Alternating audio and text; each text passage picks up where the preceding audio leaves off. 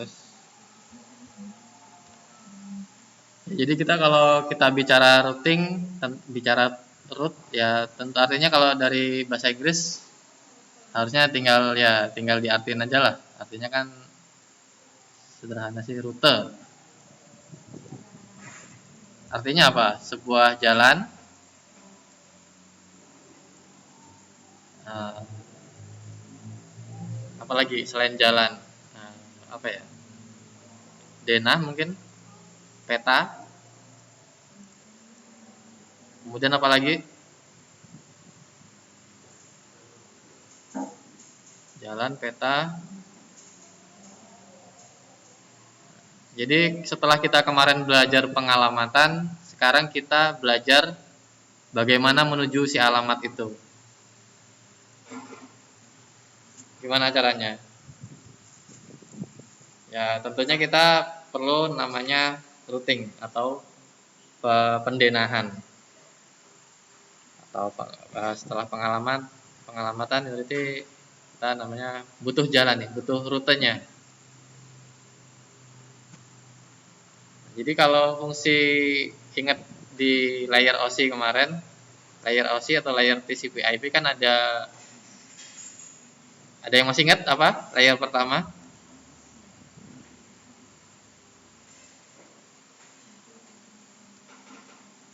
Apa Ren? Layer pertama Ren? Layer OSI.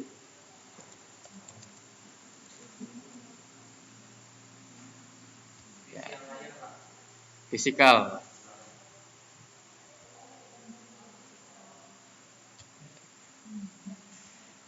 Nah, jadi physical layer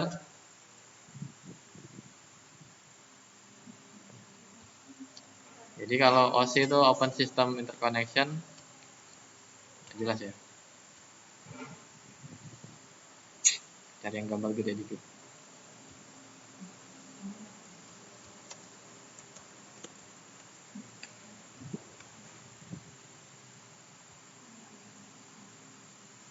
Ya kalau kita ingat lihat OSI layer lagi.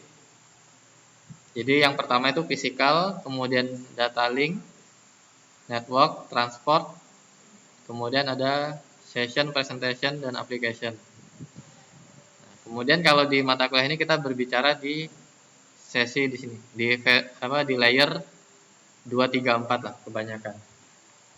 Umumnya khususnya di layer 2 sama 3 di data link dan di layer network. Nah, jadi fungsi layer network itu yang pertama untuk pengalamatan. Kemarin kita sudah pelajari bagaimana sih memberikan atau mengklasifikasikan sebuah alamat komputer atau dengan IP. Kemudian ada namanya routing, yaitu tadi untuk menunjukkan bagaimana dari asal kita dari sebuah alamat tertentu menuju alamat yang lain.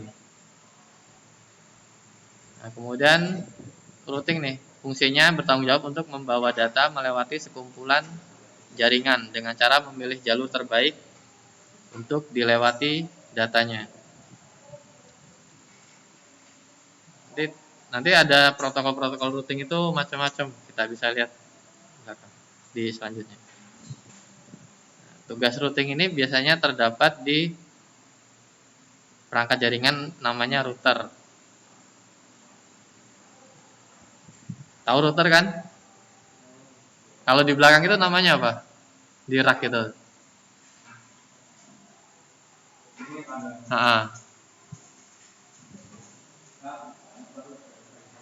Ada hub. Yang lain ada hub. Tapi itu lebih tepatnya switch.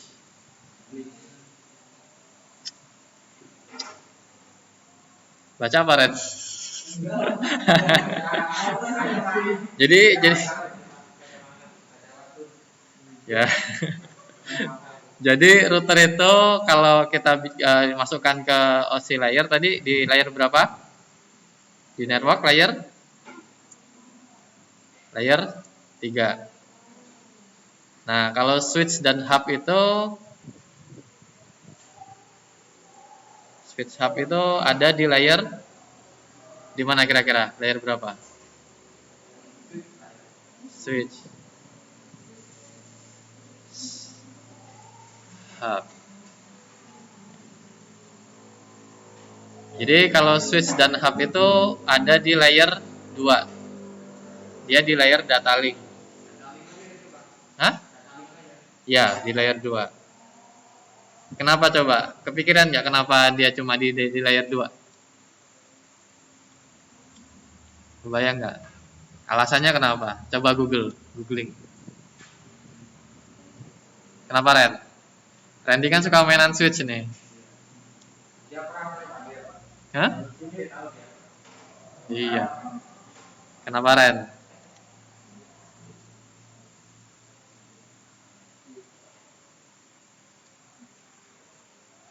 Kenapa dia di layer 2? Kan tadi kalau di layer 3 dia fungsinya sebagai nih untuk melewatkan data nih, mengarahkan data lah. Nah, kalau switch di layer 2 karena ada yang dapat? Kenapa?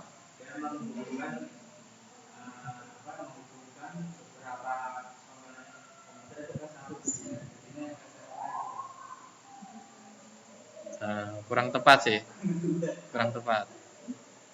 Ayo Ren, kenapa Ren? Layer 2 itu data link.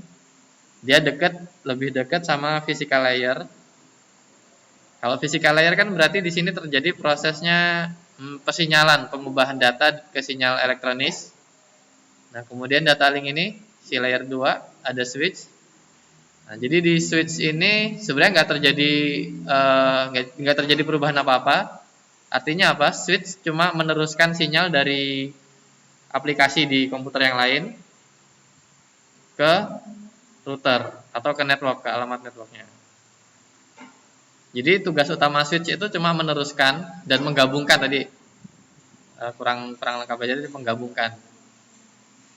Jadi namanya switch itu kan saklar, dia cuma menggeser dari alamat A masuk datanya urutan, kemudian alamat B masuk berikutnya. Nah, tapi nanti ke depannya sekarang itu ada namanya switch layer 3. Switch layer 3 di mana si switch ini dia punya kemampuan juga sebagai router. Ya, langsung duduk aja. Jadi ada switch layer 3 nanti kalau teman-teman ketemu, misal mau bikin jaringan tertentu, ada namanya switch layer 3, dia bisa berfungsi sebagai switch juga sebagai semi router. Kemudian gimana sih kalau proses paket atau proses routing paketnya, proses routing paket data. Nah, yang pertama diperlukan alamat tujuan yang jelas dan memilih jalur-jalur terbaik dan tercepatnya. Kemudian kita perlu mengidentifikasi informasi dan sumber, yaitu yang ada data router, asal routernya, kemudian serta jalur-jalur berikutnya.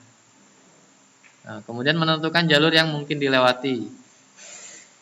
Ya, jadi namanya router itu pasti kita bahasnya tentang jalur-jalur, mengatur dan mengkonfirmasi suatu informasi routing atau proses jalurnya, penentuan rutenya terpercaya atau tidak. Kemudian routing yang ideal itu harus berkriteria kepada ketepatan, kesederhanaan, ketangguhan, stabilitas, dan keadilan serta optimalitasnya. Jadi routing yang baik ya harus ada kriterianya.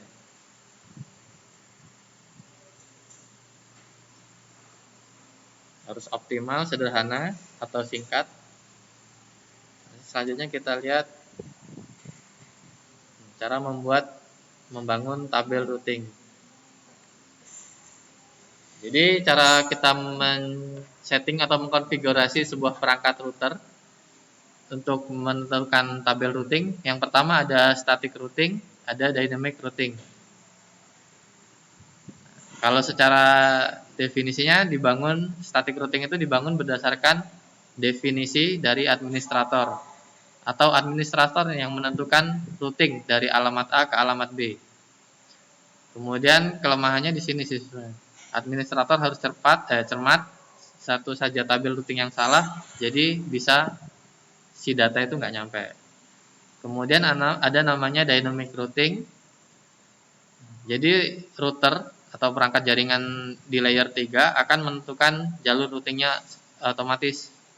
Jadi dia bisa mendeteksi bertukar informasi antar router yang saling terhubung untuk menggunakan protokol TFTP.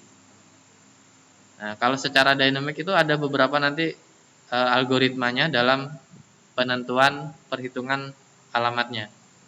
Tadi kan salah satu aspek yang perlu diperhatikan ketepatan, kesederhanaan, ketangguhan dan stabilitas serta keadilan optimalitasnya. Jadi ada beberapa algoritma untuk menentukan mana sih rute atau jalur yang optimal, yang stabil, yang tidak mengganggu jalur yang lain gitu. Ada namanya distance vector, link state dan hybrid. Hybrid ini artinya menggabungkan kedua algoritma sebelumnya ya. Distance vector dan link state.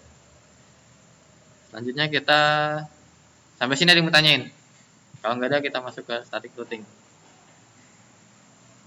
Gimana? Routing nih, cuma baru penjaluran, perutaan. Kalau definisi lengkapnya static routing, mekanisme pengisian tabelnya routing yang dilakukan oleh admin secara manual. Jadi perlu digarisbawahi bahwa static routing itu diisi secara manual di sini pada tiap-tiap router. Nah, keuntungannya apa? Yang pertama meringankan beban kerja pada prosesornya router. Kemudian tidak ada bandwidth yang digunakan untuk pertukaran informasi atau isi tabel routing antar router. Nah, kemudian tingkat keamanannya lebih tinggi karena semua diinput manual oleh si administrator jaringan. Tidak ada pertukaran informasi tabel routing, artinya tabel routingnya itu statik, tidak ada perubahan yang lain, sehingga nggak membutuhkan informasi dari routing yang lain, dari router yang lain. Nah, kekurangannya ini nih, kekurangannya itu perlu tenaga manusianya. Jadi si admin jaringannya harus lebih teliti dalam menyeting static routingnya. Kemudian jika terdapat penambahan atau perkembangan dari sebuah jaringan itu, misal kita tambah router atau tambah perangkat yang lain, kita perlu mengubah manual dari si router yang udah tertanam sebelumnya. Ini jadi tidak cocok untuk jaringan yang besar. Ini keuntungan dan kelemahan static routing. Kalau kita lihat dynamic routing, kelebihannya ini secara otomatis router akan membangun jalur routingnya dengan bertukar informasi antar router. Ya, jadi dynamic routing ini bisa menutupi kelemahan-kelemahan di sini. Di mana si admin tidak perlu mengkonfigurasi manual lagi setiap routernya. Kemudian jika jaringannya bertambah besar, berkembang, ya dia otomatis bisa mendeteksi, tinggal kita konfigurasi di awal aja. Tapi kelemahannya nanti di sini ada bandwidth yang digunakan untuk pertukaran sebuah informasi. Nah, kemudian juga kelemahan di tingkat keamanannya, karena dia dynamic, dia menerima setiap informasi dari perangkat yang terhubung tanpa mengindahkan sekuritasnya masih kurang. Jadi algoritma dynamic ini ada namanya distance vector, vektor jarak. Nah, jadi diukur namanya vektor ya, distance vektor, jadi jarak antar arah komunikasinya. Jadi dia menghitung nih jarak antar router mana yang lebih efektif, yang lebih dekat. Kemudian kalau link state ini keadaan link dilihat dari ukuran bandwidth di linknya. Kalau hybrid itu gabungan dua protokol, ada EIGRP. Ini dia punyanya Cisco, ini proprietary. Jadi khusus bisa dipakai di perangkat Cisco.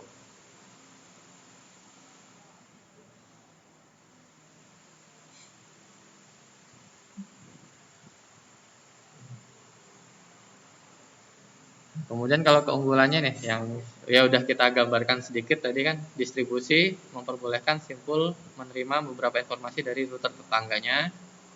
Kemudian iterasi, jadi update terus, dia setiap beberapa saat akan menerima informasi penambahan atau pengurangan router. Kemudian dia sifatnya asinkron, tidak memerlukan keamanan satu dengan yang lainnya. Sini kelemahan. Selanjutnya kita lihat distance vector. Jadi router akan mendapatkan informasi dari router yang berhubungan dengan router tersebut secara langsung dengan keadaan jaringan router langsung di keadaan di jaringan router di jaringan yang tersebut. Kemudian berdasarkan informasi dari router tetangga bisa mengolah atau mengubah tabel routingnya sendiri. Kemudian ada informasi yang dihasilkan, yaitu ada jumlah jarak atau jumlah router yang dilewati untuk mencapai sebuah alamat. Kemudian bisa juga ada namanya bandwidth. Kalau bandwidth tadi masuknya ke algoritma link state. Nah, contohnya di sini, contoh sebuah kasus, kita membangun sebuah jaringan terdiri dari dua router. Ada dua router di sini. Nah, router ini saling terhubung dengan alamat networknya masing-masing. Dapat dilihat dari alamat router A, RTA itu alamat network di Ethernet 0, alamatnya 10.1.1.0/24. Nah, satu ini ada di mana? Berarti kalau ada titik satu ini berarti alamat IP 3 blok sebelumnya, kemudian diakhiri belakangnya ini.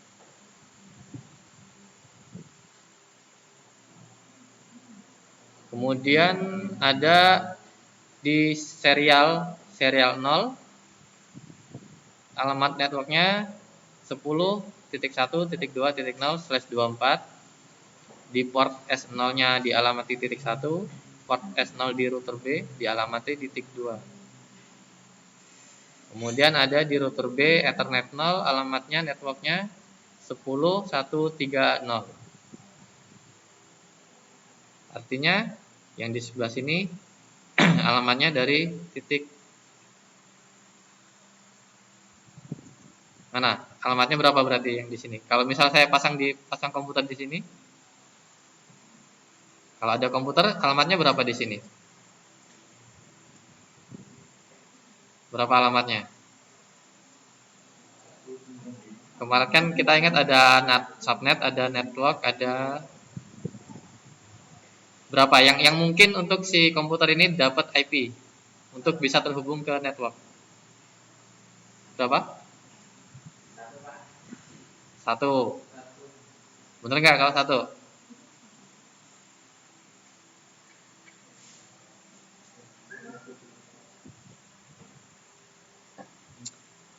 Nah, kalau satu nggak bisa, karena satu itu punya apa kemarin kalau ingat? Punya gateway. Gateway itu si pak satpamnya di network itulah, taruh lah. Gateway. Gateway-nya di mana? Di Ethernet 0. Ini gateway. Terus ada apa lagi selain 10, 1, 3? Kalau 255 mungkin?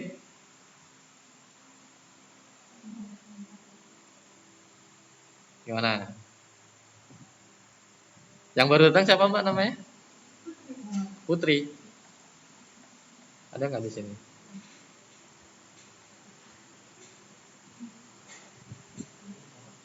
Gimana kalau alamatnya 255? Masuk nggak Mbak? Ayo kalau 255. Kemarin kan ada namanya network ID,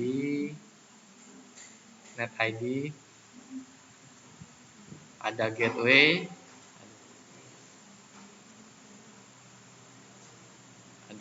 ada broadcast, kemudian ada host. Broadcast di mana broadcast?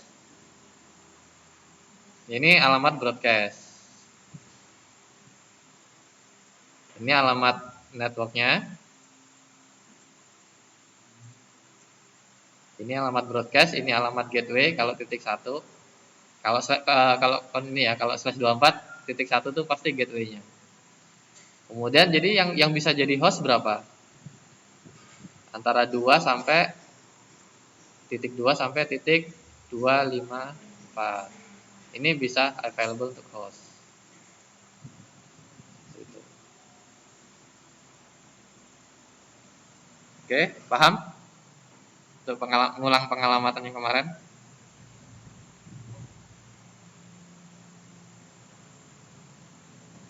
Kalau di sini /28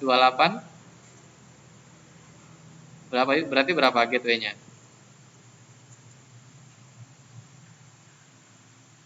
Berapa Ren?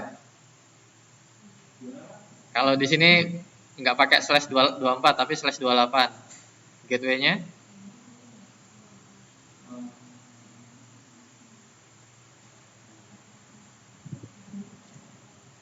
10.1.1.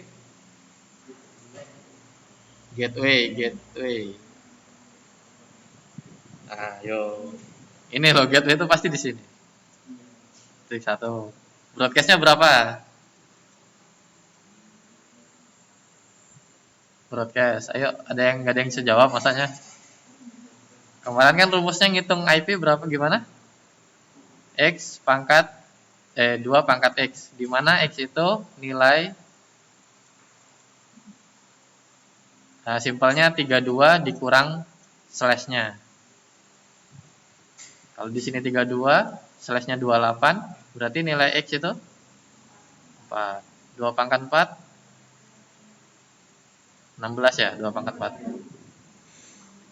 16. Berarti host broadcast-nya ada di 16. Titik 16. Jadi yang bisa jadi host berapa? Titik 2 sampai 15. Simpel kan? Ini bukan 15 ya, ini bukan 16 ya. Yang mana nih? Ini harusnya 15. Mana sih? Karena nolnya udah dipakai untuk si network ID-nya. Di sini berarti 14.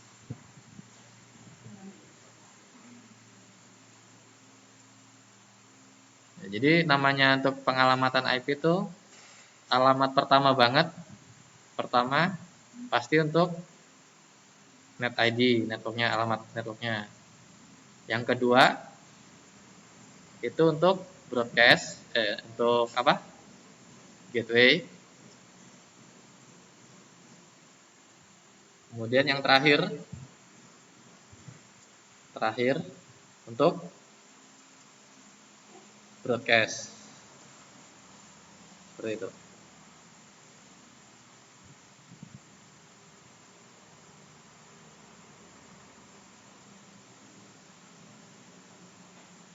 Ini kalau kembali ke kasus ini, kita punya jaringan 2 router. Ini dynamic routing ya. Kita belajar tentang cara kerja distant vector. Asumsikan sebuah routernya 2 router di atas punya network masing-masing seperti ini. Ya. Kemudian awalnya router punya informasi tentang jaringan yang terhubung secara langsung dengan dia. Selanjutnya, router akan saling mengirimkan informasi tentang informasi yang dia punya nih. Jadi dari router ini, router B punya informasi, dia punya network 10.130 dikirim ke router A. Kemudian dari router A ngirim informasi network dia nih, ngirim ke router B. Kebayang nggak yang dia omongin tadi? Jadi kan ini nih, router A mengirimkan data tentang jaringan yang terhubung secara langsung di router A, dikirimkan ke router B. Jadi ini kan router A punya network 1.0 sama 2.0, dikirimkan ke router B. Kemudian dari router B punya network juga 130 dikirimkan ke router A. Nanti setiap router melakukan pemeriksaan terhadap data yang didapat, kemudian dibandingkan dengan tabel routing masing-masing. Nah, bila ada yang belum dimasukkan, maka ditambah di sini. Nah, ternyata di router A, di router A tabel routingnya bisa dilihat di sini, ini namanya tabel routing. Kan yang sebelumnya belum ada nih, belum terdaftar network 130. Kemudian setelah dapat informasi dari router B, ditambahkanlah network 130 dengan hop 1. Hop itu titik persinggahan. Nah, kemudian sebaliknya di sini di router B, routing tabelnya ketambahan network 110. Kebayang? Jadi si dua router ini atau beberapa router, nanti kalau kasusnya banyak router, saling mengirimkan informasi yang terhubung dengan router itu. Tapi informasinya yang dikirimin cuma ke tetangga routernya. Kalau di sini misal ketambahan router lagi, jadi nggak dapat informasi dari, misal nanti kita di sini tambah router, dia nggak punya informasi tentang network di sini. Jadi network di sini cuma sampai ke router di sini.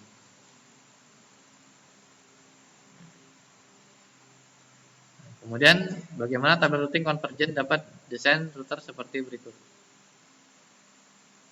Nah, kalau kita ingat, coba di router 1, dia berarti nyimpen tabel routing di mana aja?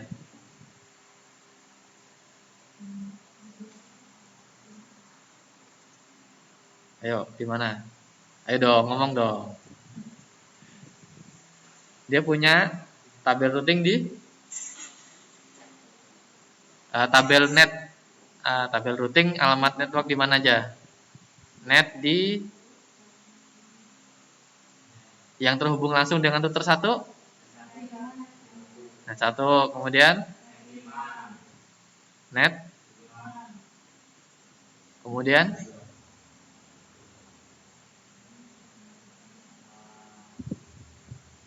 satu nih. Coba tengok, diperhatiin nih kan. Ada network juga sebelahnya.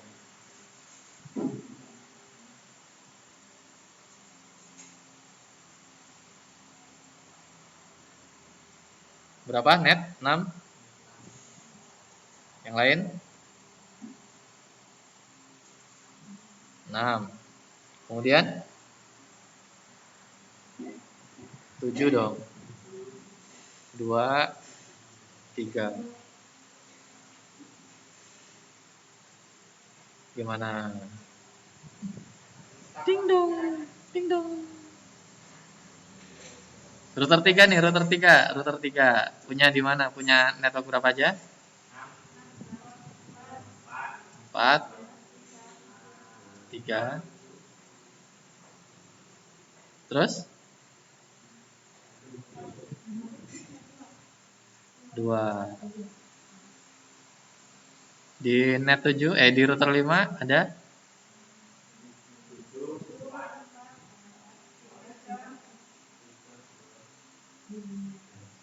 2, terus?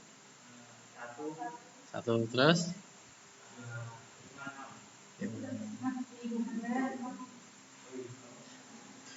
Ya benar kan, dia terhubung ke router terdekatnya di sini. Jadi router 5 ya, jadi router 5 ini nyimpen tabel paling banyak ya kayaknya. Apa nyimpen semua? 5. Router 3 nggak nyimpen network 1. Yang nggak disimpan ya network 1 aja ya berarti. Router 1 nyimpen network 4 nggak nyimpan. Ya, oke lah, paham lah, distance vector.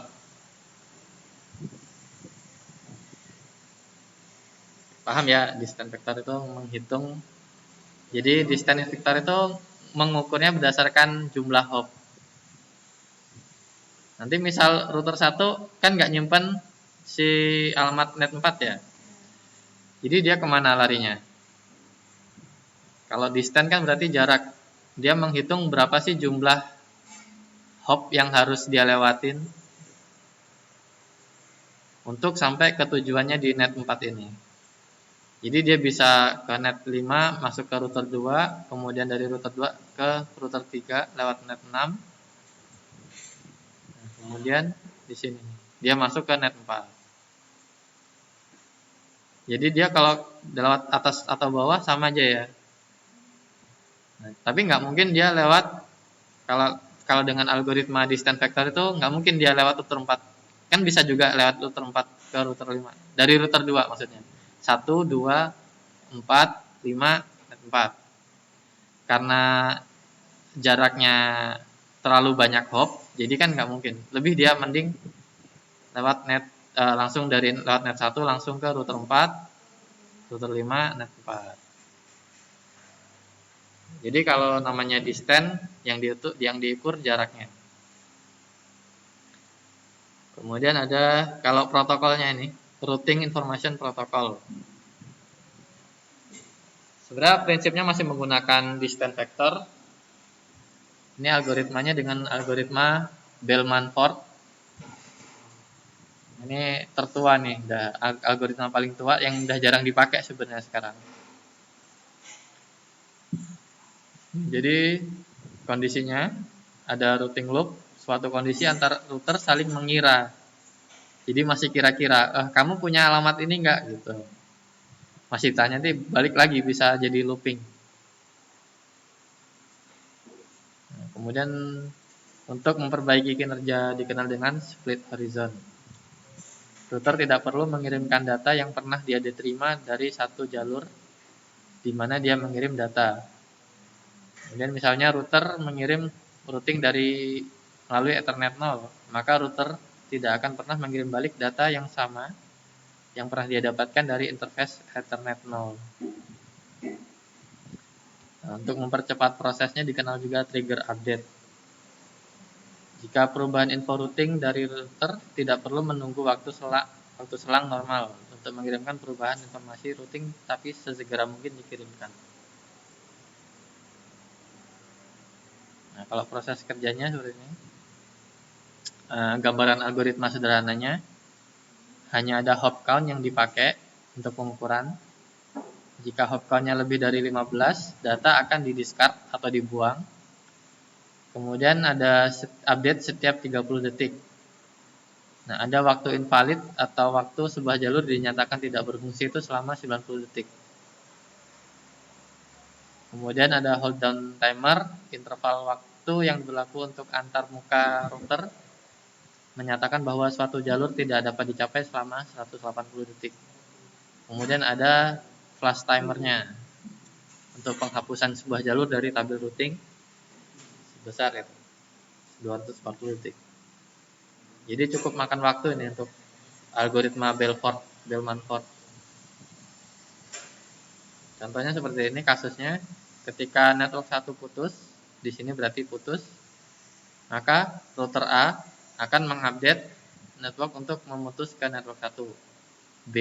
Router B dan D akan diupdate oleh A, artinya dikirimkan datanya. Tapi C masih punya informasi bahwa untuk menuju router 1 bisa lewat router B. Jadi kelemahan dari RIP atau Routing Information Protocol, dia si router yang ujung yang nggak bertetanggaan dengan router yang putus, yang punya jalur yang putus, akan menyimpan informasi yang obsolete atau data yang udah lama kadaluarsa. Sehingga nanti terjadi looping informasi dari C, B, A, D.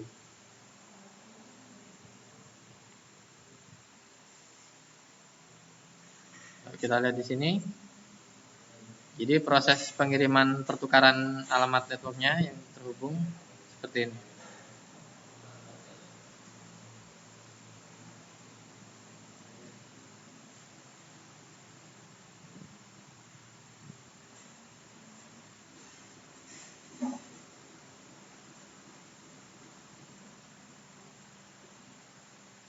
Ini kasusnya ketika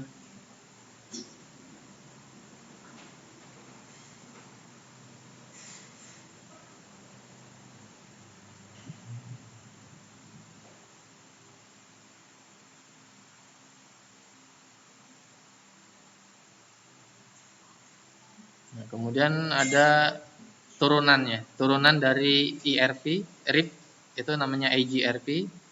Dia punyanya Cisco. Jadi bisa dipakainya cuma di perangkat-perangkat Cisco. Didesain untuk routing protokol TCP/IP, yaitu routing yang memperbolehkan setiap router untuk membangun sendiri tabel routing dan saling bertukar informasi dengan router lainnya. Jadi ya cuma pengembangan, tapi yang kelemahan-kelemahannya masih sama. Harus timingnya harus panjang.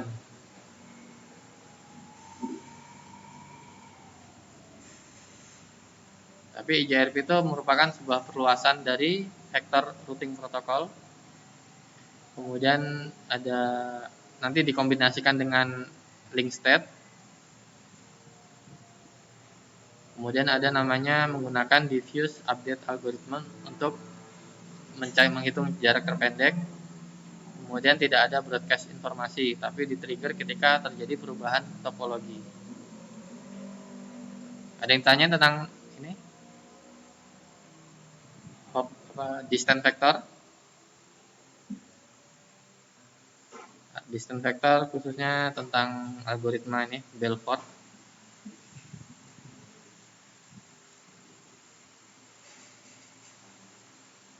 Kalau mau jadi profesor bisa loh neliti algoritma kayak gini. Mau jadi profesor loh.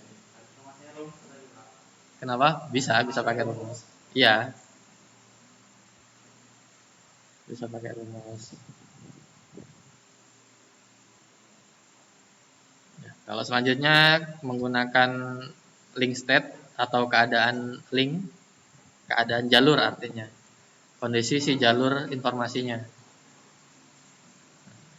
Pada prinsipnya sama seperti dynamic route di distance vector. Setiap router harus kenal semua router dalam satu autonomous sistemnya atau region dari internet yang diatur oleh administrasinya. Contoh jaringan kampus, ISP regional, atau yang nggak sampai ke jaringan internet yang luas. Jadi kalau kemarin kita ingat ukuran sebuah ini network, ada LAN, ada MAN, ada WAN. Jadi si link state ini wajarnya dipakai di sini sampai ke tingkat metropolitan aja. Kenapa? Karena semua router saling bertukar informasi yang pertama, kemudian setiap router menghitung jarak terpendek untuk mencapai routernya.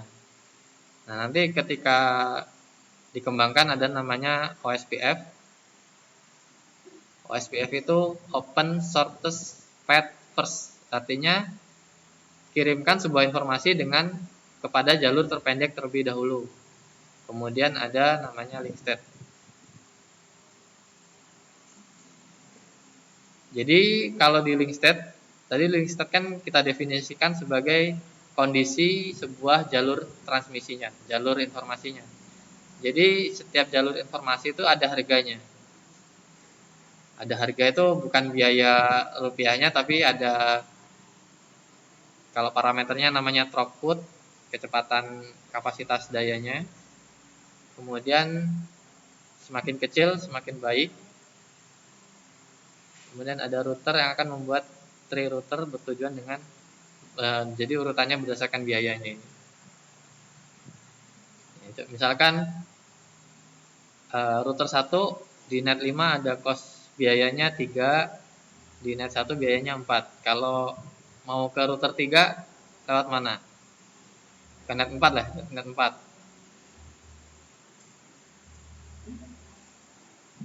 Jadi kan kita ingat tadi pertimbangannya semakin kecil biayanya semakin baik. Jadi kita hitung untuk sampai ke net 4 ini harga biaya yang paling kecil lewat atas atau lewat bawah gitu.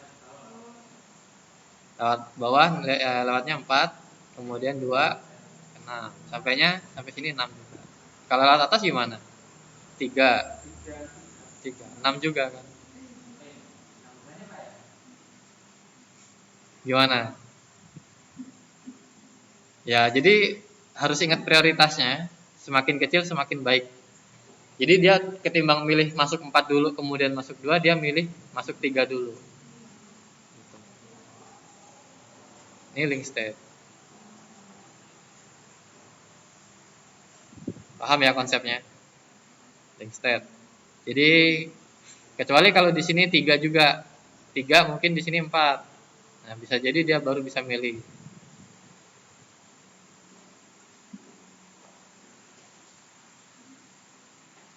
Nah, kalau tahapannya nanti setiap router memperkenalkan diri dengan mengirimkan paket halo. Jadi nanti jadi router akan mengirimkan basis datanya ke tetangga dengan nama paketnya LSA atau Link State Advertisement.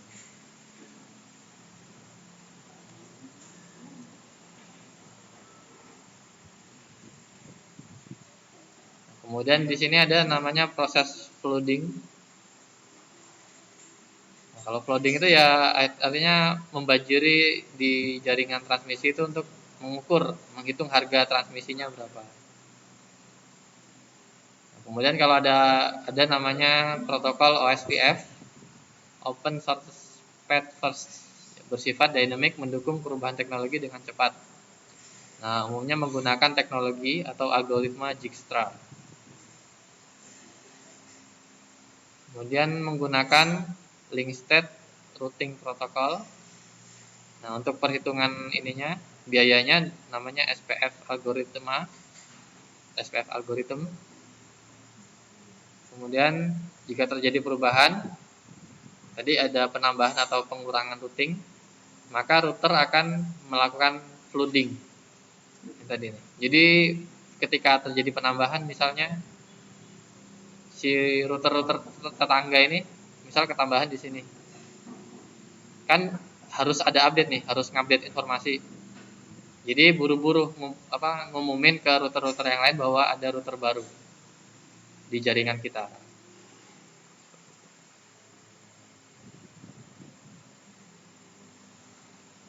Kondisi jaringan yang tidak stabil sebaiknya tidak menggunakan routing OSPF untuk menghindari seringnya proses pembaharuan.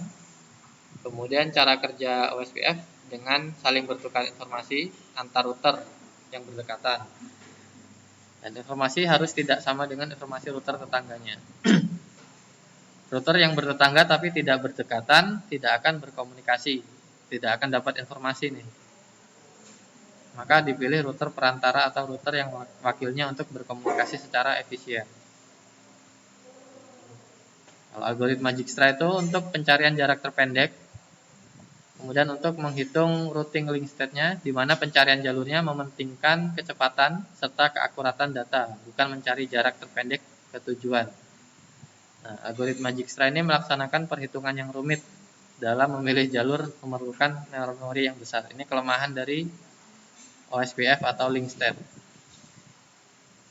Nah, ini kalau istilah-istilahnya dan klasifikasinya nih.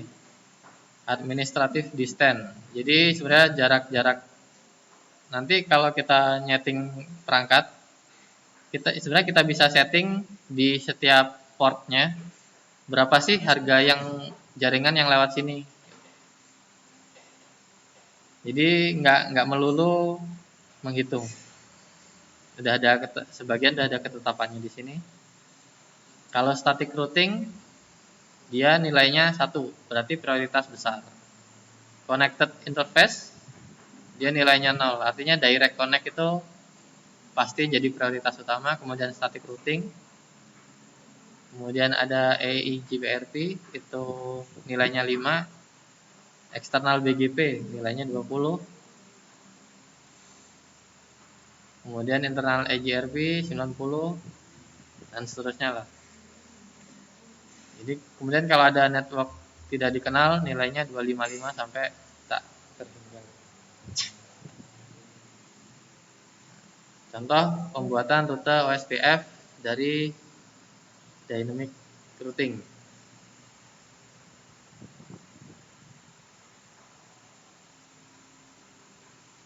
Nah, jadi kalau kita punya network ini 43 ini harganya ya. Angka-angka kecil di atas ini harganya. Kalau misal kita mau ke router 4, lewatnya mana ini? Dari router 1.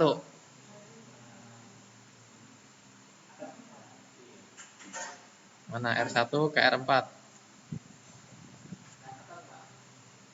Ada panahnya nih, ke atas 3, kalau ke bawah nilainya 2.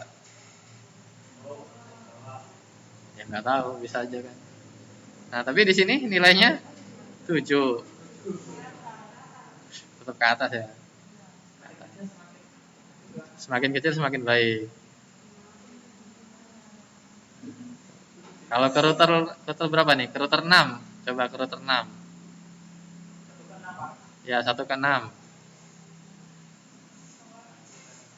Ke bawah dulu, coba ke bawah.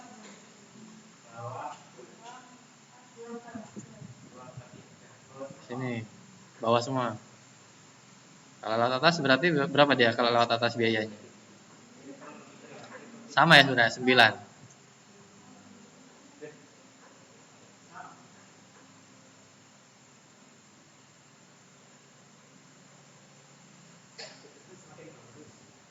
Iya. Ya cuma karena dia inisiasinya ternyata di sini 2, pasti dia pilih ke bawah dulu. Oke. Nah, nanti kalau kalian bisa ngembangin algoritma ini, bisa nih diukur algoritma apa sih yang lebih efisien untuk ngitung jarak kemungkinan dari OSPF ini, Dijkstra ini. Kayaknya Bu Reni lagi ngembangin algoritma Dijkstra ini untuk S3 ini. Jadi matematikanya kuat kalau mau ngembangin algoritma di sini. Oke, udah di ini, udah ada rumusnya kalau Dijkstra.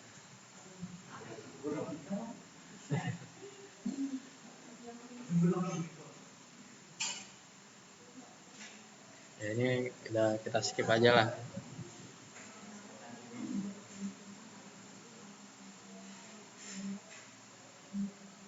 Ini kalau routing tabelnya di iterasi pertama, kemudian di D2, artinya di router 2 dia nyimpan data router 1 dan 1 sampai ke 2 itu nilainya 2.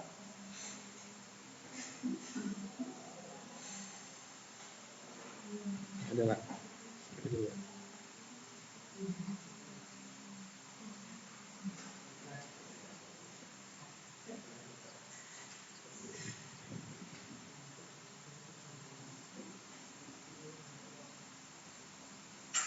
Ya, ini ilustrasi kalau menghitung jarak tadi. Iterasi pertama ini router 1 ke router 3 ada lewat. Ini router 1 linknya 2, kemudian ke router 2 linknya 3, ke router 4 0 karena dia cuma ngitung link state-nya 2. Ini kemudian dilanjutkan di sini.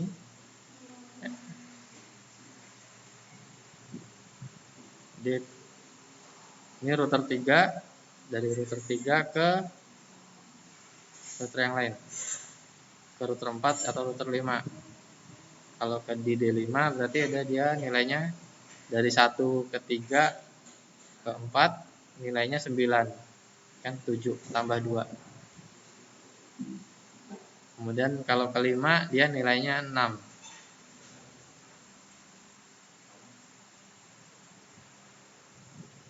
1 3 2. Berarti 1 3 ke 2.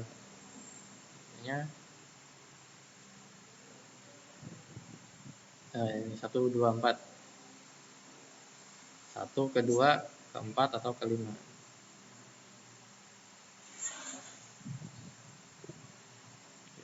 Ada yang mau ditanyain sampai sini?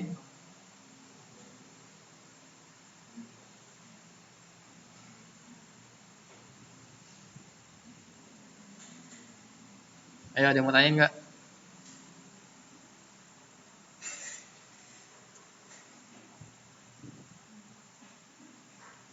Sebenarnya mata kuliah ini harusnya ada praktikum, cuma nggak ada perangkat. Nah, tapi kalau kita mau praktikum, ada namanya Cisco Packet Tracer.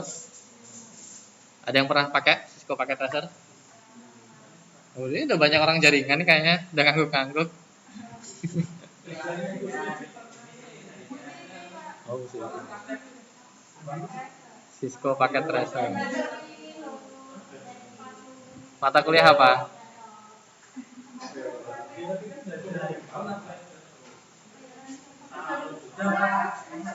Udah.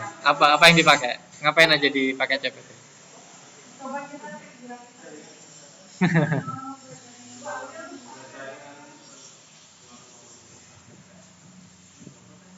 Ya berarti udah pernah belajar jaringan komputer dong?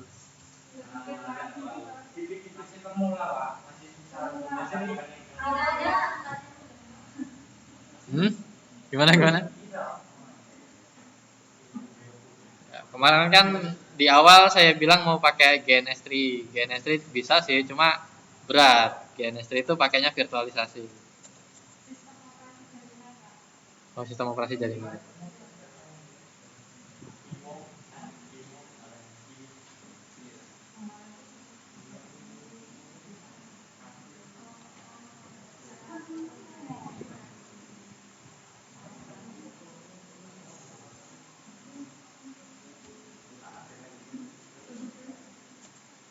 Ya.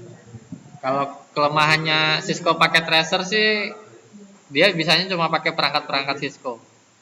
Itu kelemahannya Cisco paket tracer. Nah, cuma kalau yang lebih terbuka yang bisa umum itu namanya GNS3. Itu dia bisa, cuma nih aplikasinya cukup berat, lumayan berat. Dia bisa pakai Cisco, pakai MikroTik atau ya software OS yang lain.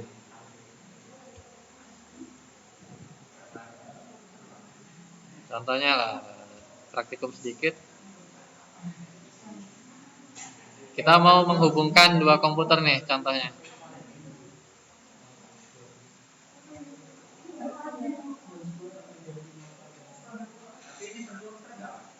Enggak. Routernya bentuknya di sini aja. Ada router, ada switch.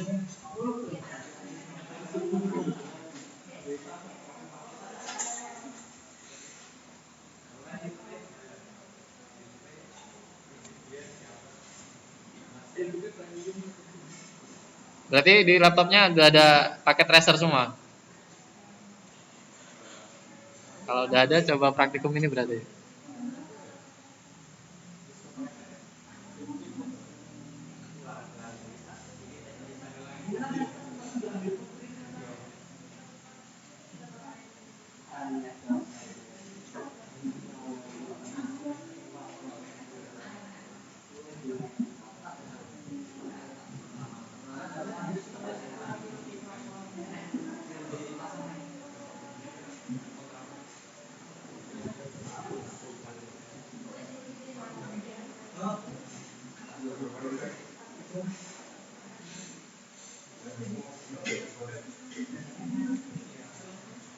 Gimana mau praktikum? Ini modul dari UM.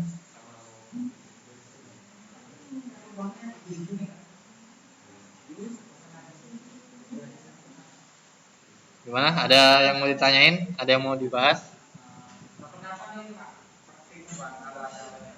Kapan-kapan? Ya boleh. Kan mau pengadaan komputer, cuma belum tahu deh kapan adanya. Jadi ya kalau mau belajar jaringan komputer pakai Cisco Packet Tracer ini sudah cukup mumpuni.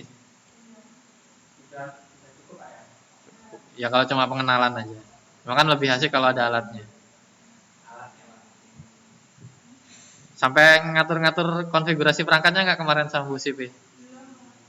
Terus ngapain?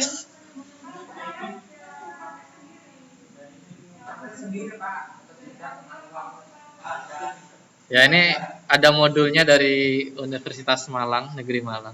Kalau mau Hah? Negeri Malang, UM. Tuh, jaringan komputer.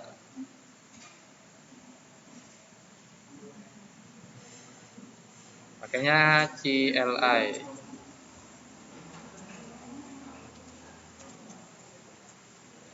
Jadi kalau di sini kita bisa mengatur, nggak bisa dikerjain sih.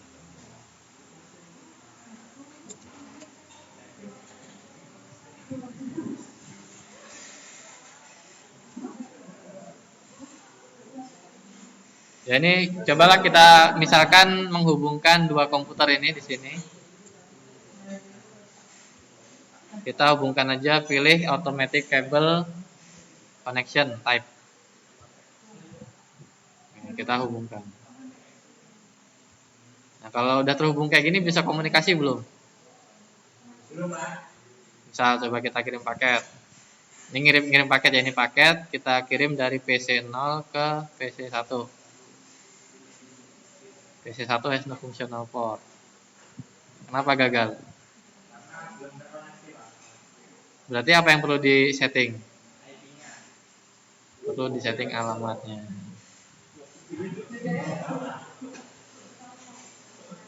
Masuk ke desktop, IP configuration.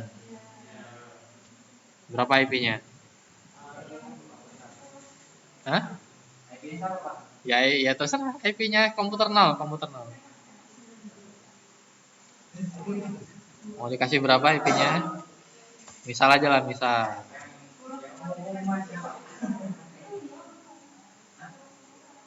Ya. Subnetnya berapa?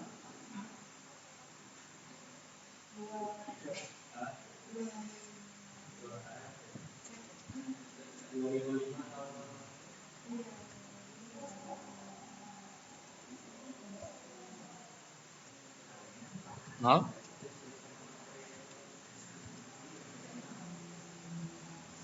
Berarti default gateway-nya berapa? Gateway.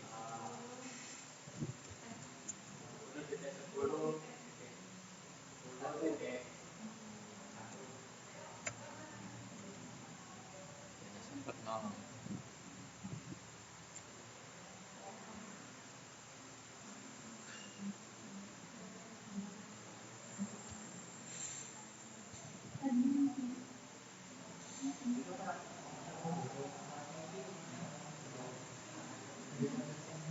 Di sini berarti IP-nya berapa di PC sebelahnya? PC1.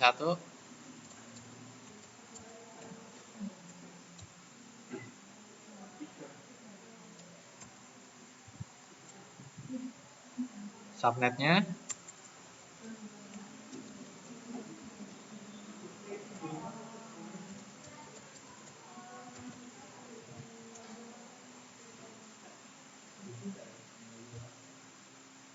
coba kita kirim paket. Mana nih tabelnya mana? Simulation.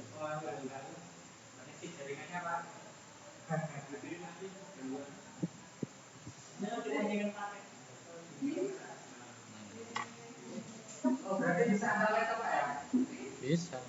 Itu bolak-balik. Ya kalau udah hijau gini kudunya udah.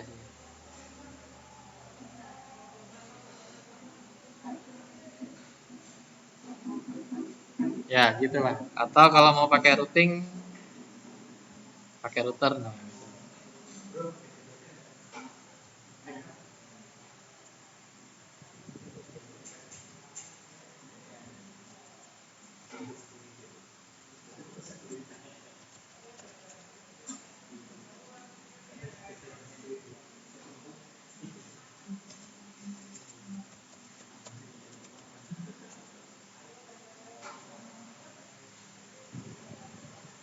Nah kalau di Cisco itu kebaca nggak sih?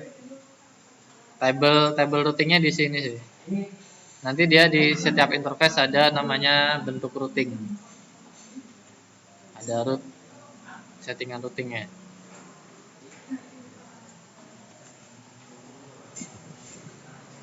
Oke. Baru sejam nih kuliah kita. Ada yang mau dibahas lagi?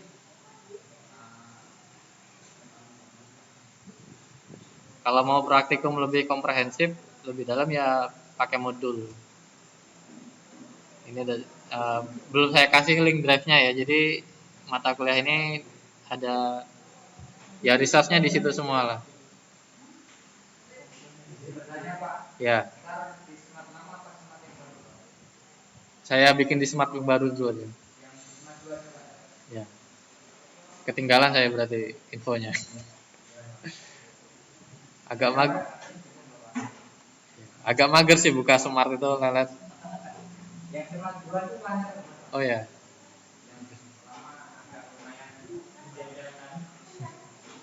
Oke oke. Jadi ini e-book kalau ada yang mau baca. Oke, cukup. Kalau cukup ditutup ini. Ada yang mau tanyain tentang routing?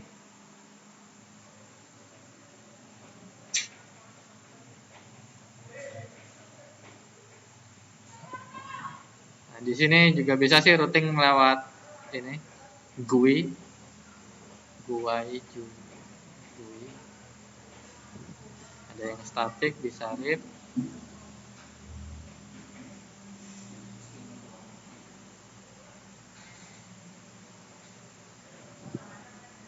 Ya.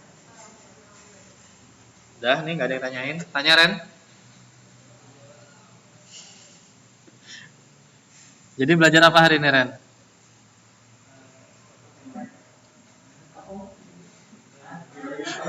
Aduh. Kayaknya nih yang lain boleh.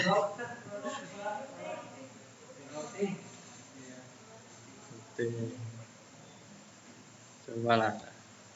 Perlu dicek satu-satu nggak ini? Belajar apa anda hari ini Nanda? Routing, apa itu routing?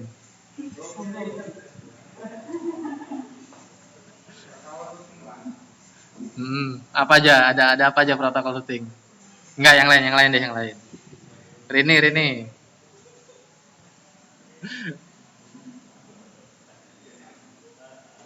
Tadi routing apa routing? Hah?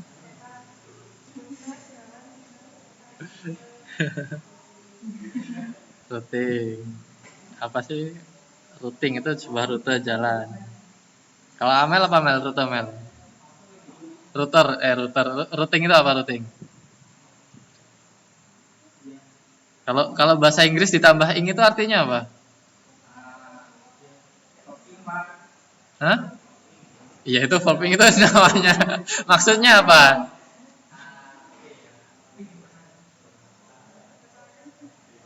Kata kerja ya, kata kerja ditambah ing itu artinya apa?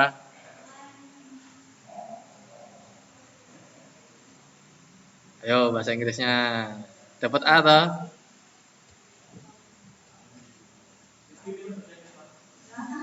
Apa Riz? Apa Riz?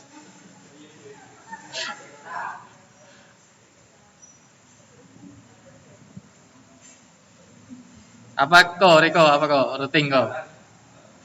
Routing apa routing? Jalan itu kalau rute. Jadi apa routing?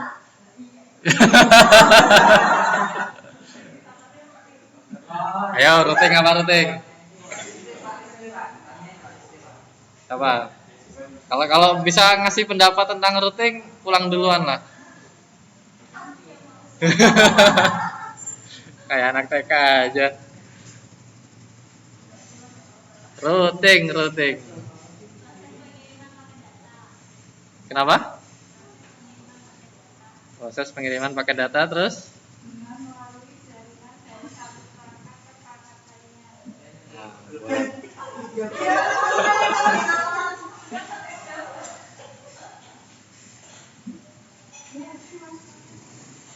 Fungsi bertanggung jawab untuk melewatkan data di jaringan. Boleh kalau mau keluar siapa namanya?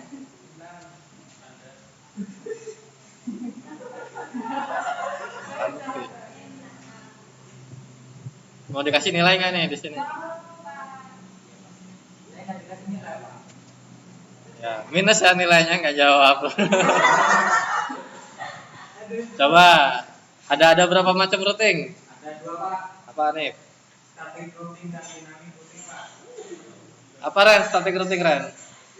Tetap kalau Hah? Apa itu? Yang tetap apanya?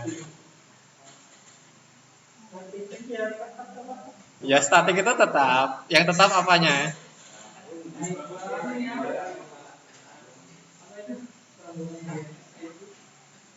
Ayo apa Ren?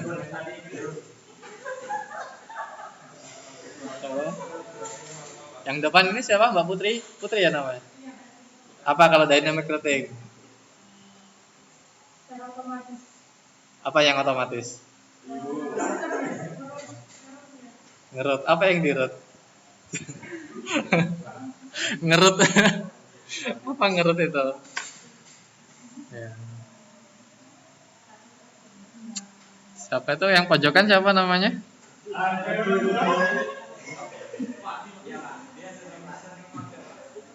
Siapa?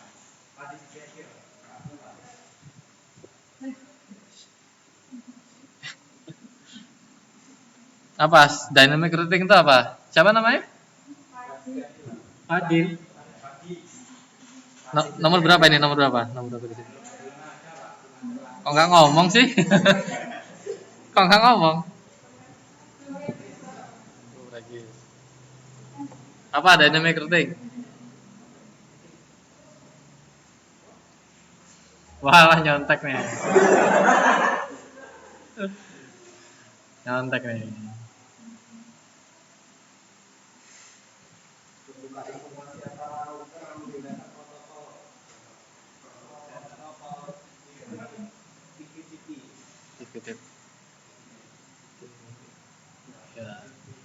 Lebih simpelnya lah, lebih simpelnya. Dynamic routing artinya dinamis. Routingnya dinamis. Apa Ren tadi Ren? Static routing Ren? Apa yang statik? Apa yang dynamic nih? Coba kalian dua tekaran dulu coba. Diskusi dulu. Apa yang statik, apa yang dinamis? Ini kalau ujian lisan aja berarti ya. Daripada cuma tugas-tugas doang, copy paste Google. Praktek boleh kalau praktek. Ayo, 2 orang ini tak tungguin loh. Sampai jam 11.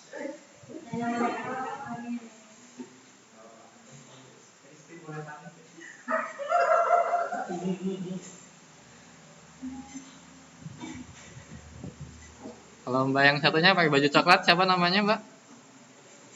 Yang pakai baju coklat, namanya? Rini. Rini ya? Rini. Mau ditanya nggak Ren? Mau ditanyain nggak? Kayaknya megang buku tuh harusnya nyatet sih ya. Kalau distance vector itu apa Ren? Distance vector. Dynamic routing distance vector. Maksudnya gimana?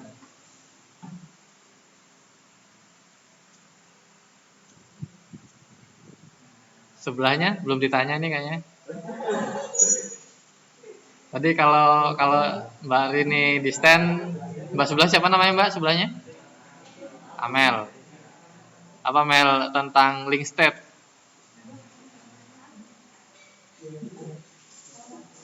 Link state. Apa sih link state itu di routing?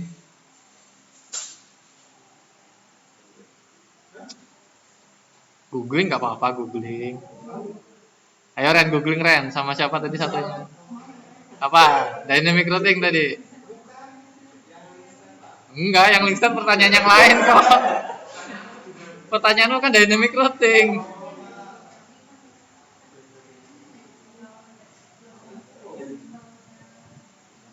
Satu kalimat aja, satu kalimat.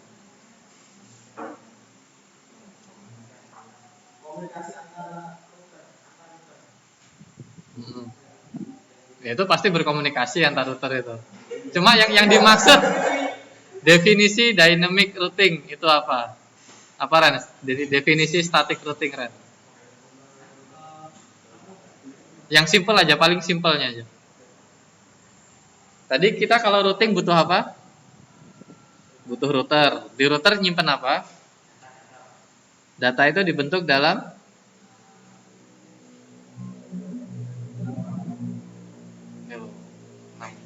routing tabel. Tabel root. Jadi kalau dynamic apa yang berubah dan apa yang statik? Apa Ren? Kalau static routing berarti tabelnya statis. Kalau dynamic ya tabelnya dynamic atau berubah-ubah. Otomatis ya. Otomatis itu cara kerjanya. Kalau static routing, tabel routingnya itu static. Simpelnya itu. Ya Mbak Amel sama Mbak Rini gimana jawabannya? Desain vektor itu proses routing berdasarkan arah dan jarak untuk menemukan jalan terbaik. Kemana? Hanya melibatkan jumlah angka. Oke.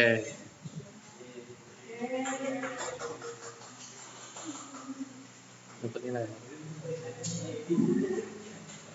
Mbak Amel apa Mbak Amel? Linkstead.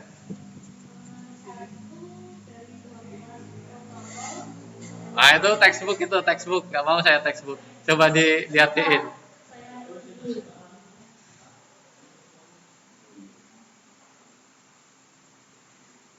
Ayo dirangkum. Coba dijadiin satu kalimat.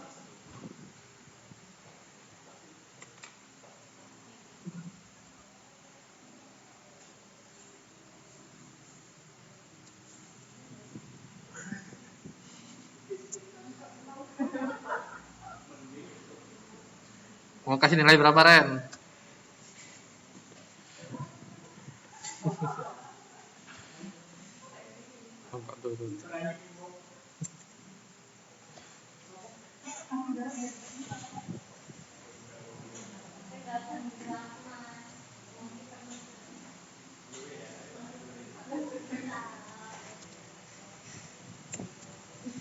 Putri tadi tanya apa Put? Hah? Bagi dua nih nilainya sama Randy berarti ya.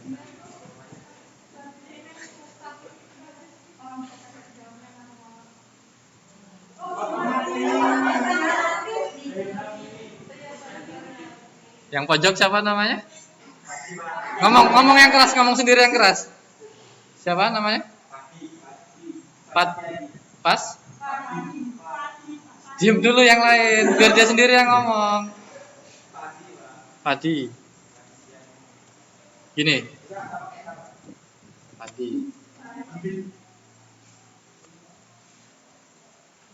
Riko berapa Riko tadi? Nilainya apa kok? Boleh lah. Ayo Mel.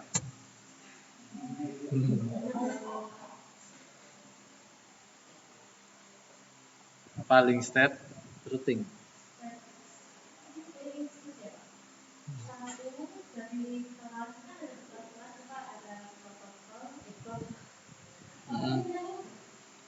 Distance vector. Yang Linkstead itu untuk komunikasi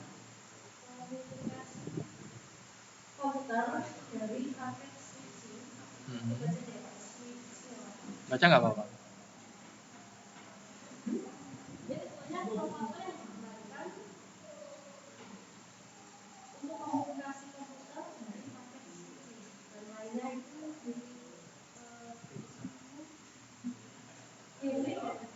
Ayo yang lain perhatiin juga tuh. Siapa tahu bisa menyanggah, bisa nambah nilai di sini loh. Gimana jadi? Ulang.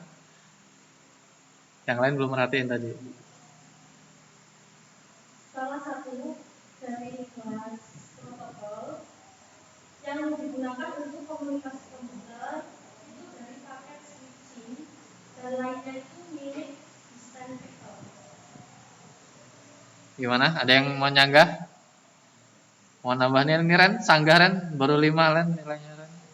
Atau Mbak Putri mau nyanggah?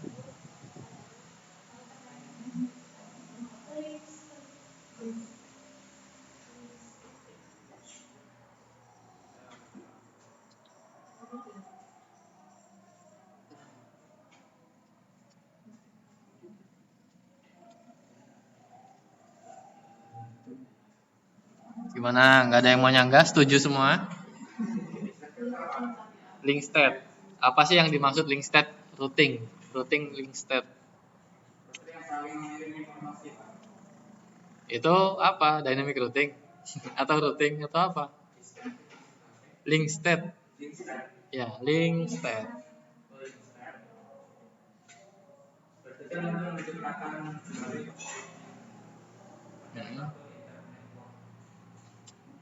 Duh, nggak tampil ya, mati lampu konslet.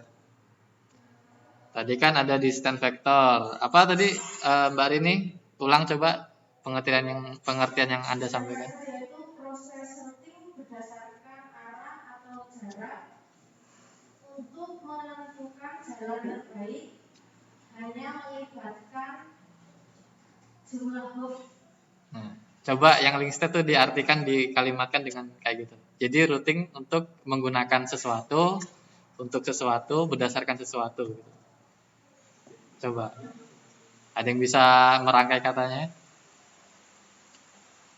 Diartiin coba link state. Artinya apa link dan state? Jadi kalian sebagai S1 tuh harus bisa mengabstraksikan sesuatu gitu.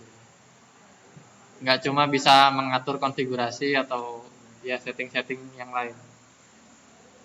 Tujuan S1 itu untuk yang pertama yaitu untuk mengabstraksikan sebuah ilmu. Mengabstraksikan itu artinya lebih membahasakan lebih general. Nggak terlalu spesifik. Kalau spesifik itu tugasnya si diploma. Keilmuannya di situ S1. Gimana? Tadi link state kondisinya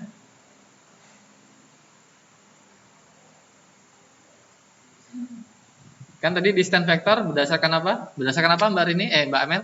Distant vector berdasarkan? Ayo, nggak perhatiin loh sebelahnya loh. Nah, berarti kalau link state berdasarkan apa?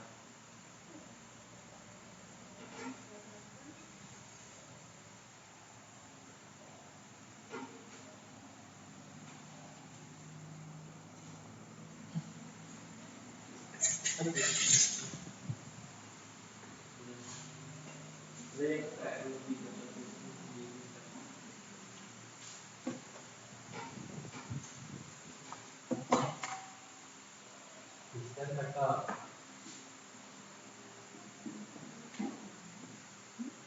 Kamu tahu distant artinya apa? Distance. Jarak. Vektor. Belajar vektor kan kalkulus? Vektor apa? Arah vektor itu. Besaran yang memiliki arah itu namanya vektor. Kalau link state, link itu apa link? State itu apa?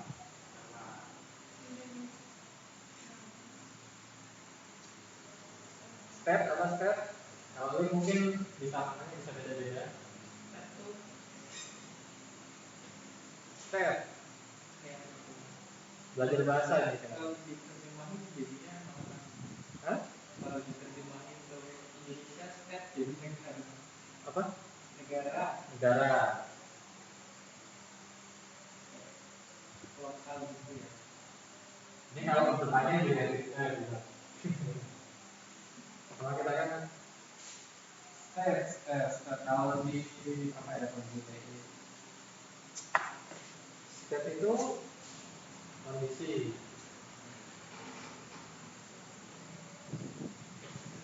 link itu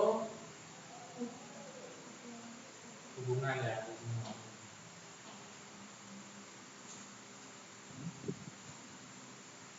atau si prioritas. Di sini berarti kalau di sini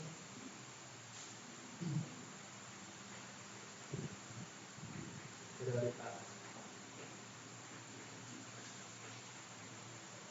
Jadi kalau link state tadi berdasarkan prioritas di portnya itu atau hubungan antar port, antar link, hubungan link satu dengan kondisinya hubungannya baik atau buruk. Oke.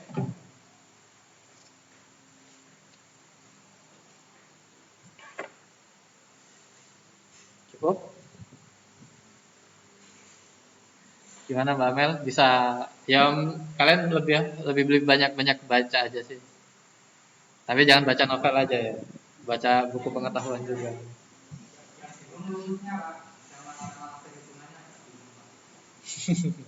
Ya. Ya itu artinya kalian harus bisa membahasakan atau meringkas lah. Simpelnya meringkas. Yang rumit itu menjadi lebih simpel. Kayak algoritma kan tahapan-tahapan banyak gitu. Nah kemudian kan jadi gimana merubah algoritma yang rumit jadi pseudo tadi, pseudo atau belajar kan pseudo algoritma, pseudo, tulisannya PSUEDO. Pseudo itu sebelum jadi algoritma yang rumit jadi ada langkah-langkah simpelnya. Ya bisa setengah, bisa ya pokoknya versi ringkasnya lah. Pseudo itu ringkas. Pra sebelum. Tuh. Ada yang masih mau diobrolin, disampaikan?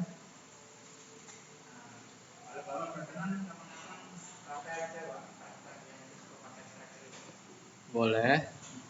Saya mah simpel aja. Kalian mau apa? Ayo. Nanti pakainya modul ini dulu ya. Kalian baca-baca dulu atau praktikum di rumah dulu.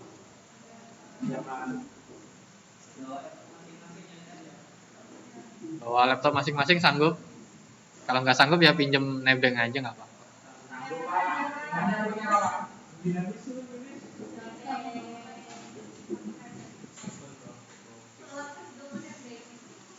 Oke. Saya akhiri perkuliahan pada pagi hari ini. Terima kasih atas partisipasinya. Wassalamualaikum warahmatullahi wabarakatuh.